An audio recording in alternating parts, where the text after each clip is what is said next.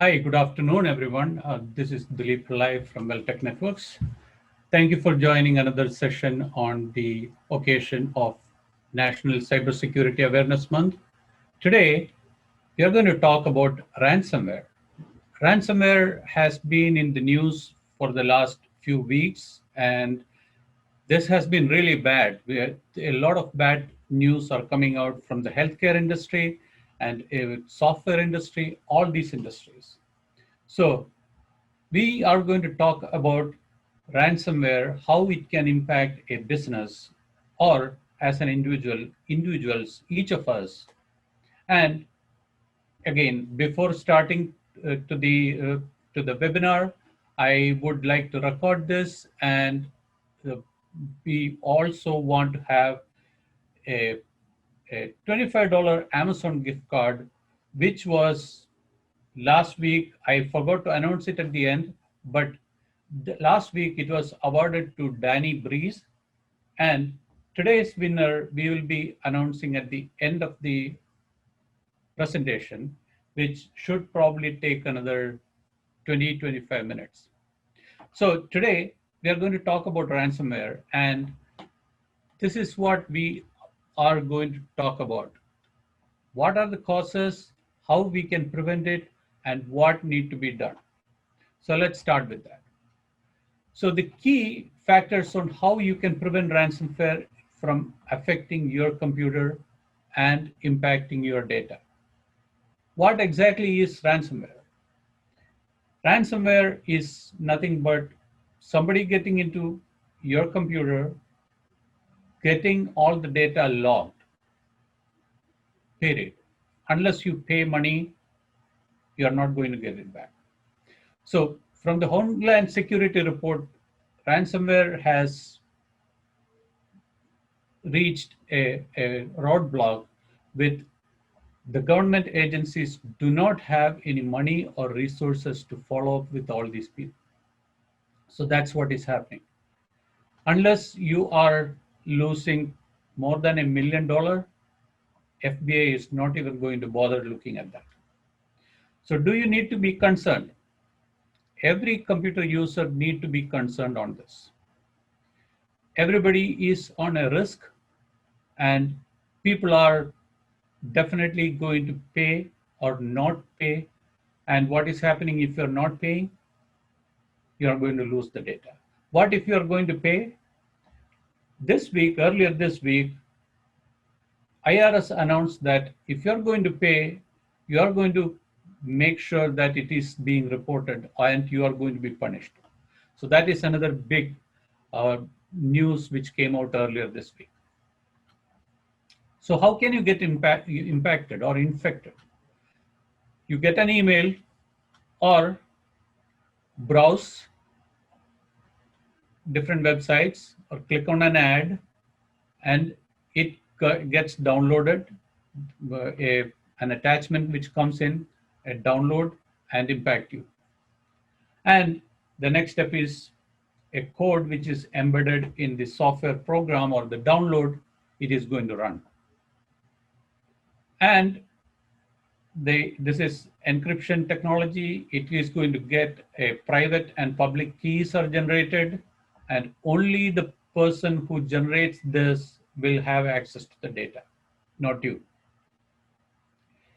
It encrypts all the files in the computer and any connected devices. So if you are in an office network and you have a server, if your laptop is encrypted, it is going to impact the server as well. All the files everywhere is going to impact. And now it also goes one step further, which closes all avenues to stop the process. Just like in Windows, there are task manager and registry tools and all different avenues which normally a computer support people would use will be unavailable. So you're locked totally. And let's see what are the different types of ransomware.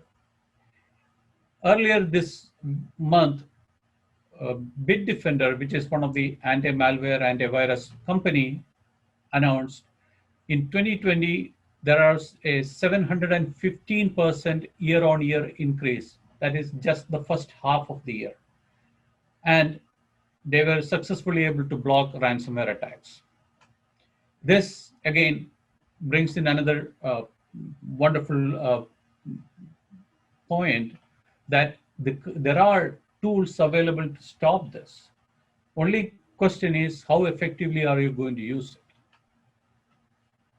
So a ransomware invitation, it can be ads appearing on banners, pop-ups, web traffic from mistyped domains. Instead of google.com, somebody mistype it gogle.com. This may take you to a ransomware site. That is an example.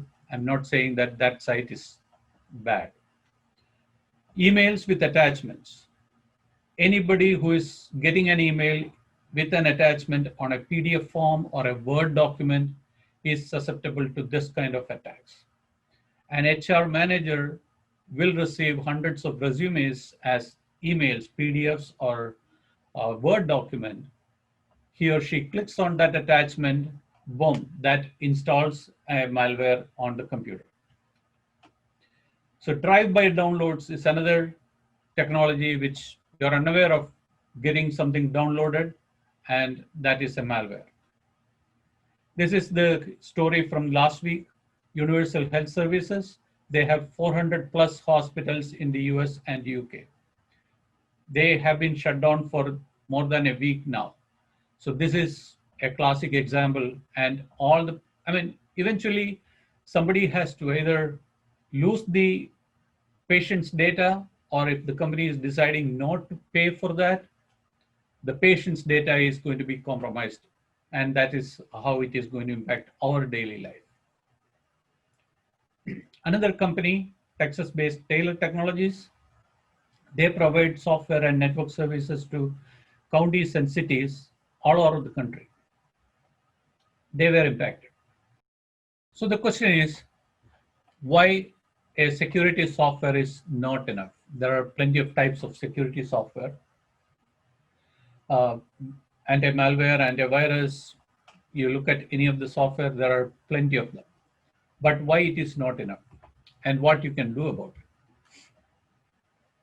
it? The trick is 97% of malware is unique to a specific endpoint. They are targeting a particular endpoint. It is that way a signature is obsolete. Signature knows only about the certain type of available signatures, and this makes it obsolete.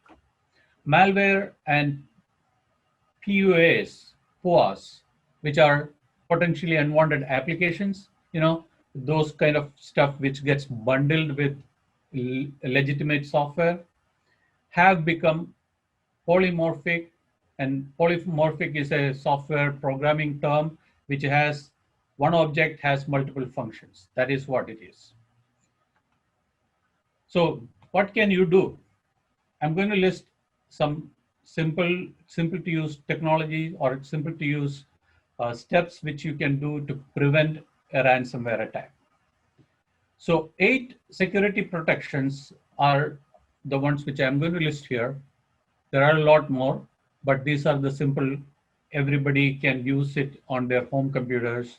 And this is what I would highly recommend everybody must do on their stuff.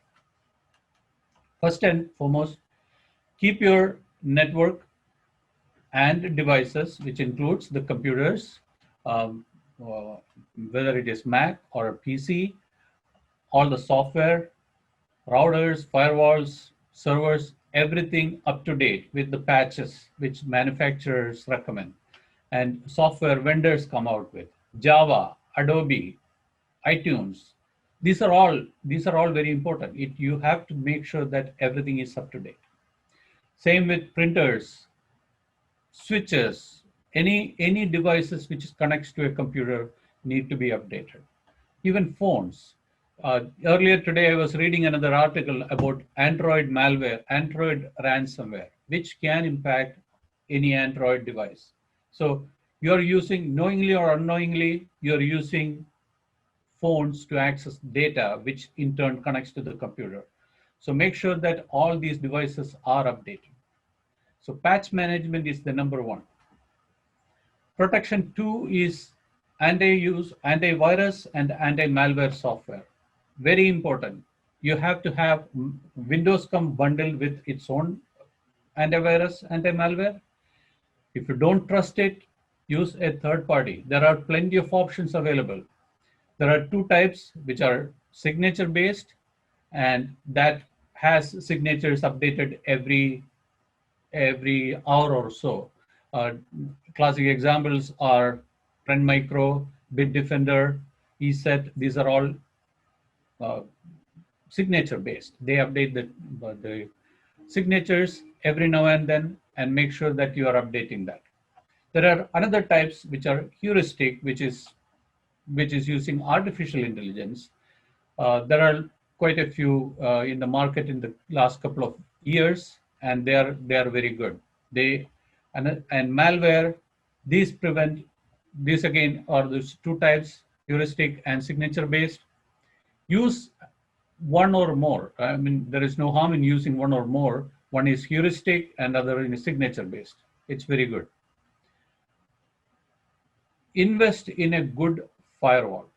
What is a firewall? Firewall is altogether a different game, but a firewall which has these features: UTM, stateful inspection, packet filtering, deep packet inspection. These are the features which are a must. UTM is a unified threat management. Yep. Okay. That there was a question about that. It's unified threat management. It provides all these wonderful features which is on top of a standard firewall. And there are plenty of options available. If you look at the stock market, the security products, the devices, the companies with these security products are skyrocketing now. The reason being, in the last 6 to 8 months after the COVID-19 started, people are investing heavily on these devices. Protection, another way to protect your data is backups. Regular backups, backup daily, send it offsite, don't keep it in the same place where you have the computer, monitor daily and test at least monthly. You restore the backup or find a way to test it in one way or the other. And another one is moving the data to the cloud. Cloud is not secure. Cloud is another computer which is out there, somebody else is managing. But the advantage is they are investing a lot on the protection of the data which they are storing. So there are multiple options: private cloud, a file sync, a hosted email, Google Drive. Most of you are using all of these. Make sure that you are using that and make sure everything is protected with a backup, as I was saying before. Block files with anti-spam. When you are receiving an email, once in a while it comes with an attached exe file or a zip file with an exe. All these need to be blocked.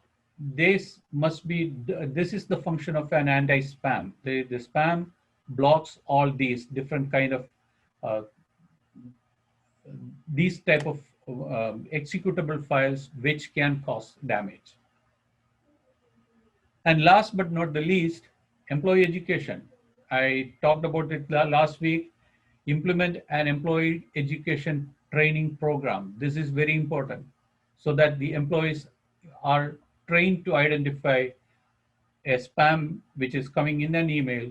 As an example, I give it here.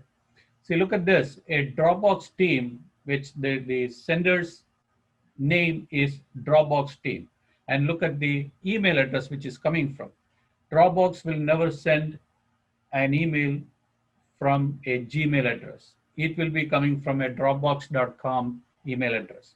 And this is a case Dubai6 at gmail.com. And a person who is trained can easily identify, can look for signatures like these in the email. Another example is we therefore apology. grammatical error. A non-native English speaker like me can identify this. So make sure that your employees are trained to identify these signatures. And another one is a Dropbox download. It's a no-no. Don't click on that and download it. And protection of passwords. I cannot stress more about use of strong passwords. Everywhere, not just Windows, any website, banks, other financial institutions, mortgage companies, anywhere you use a strong password. And multiple sites must have different passwords. If you're unable to remember all this, you don't need to, you don't have to. You have to use a password manager for storing all your passwords. There are plenty of free password managers which stores data, and you can store it on your phone or any other devices. KeePass, Password Safe, Password Boss, there are plenty. Use one of those. And getting started, you should ask these questions yourself. What is your security posture right now? That's the idea. Do you have an inventory of data you have? Are you using your client's tax return files in various folders, or are you using third-party cloud applications? Are these third-party cloud applications which you use are trustworthy? And how exposed are you to risk? Are you having a backup in case something happens? And is your network protected? Make sure that you ask all these questions yourself. And if you're unable to find answers, contact me. Thank you very much.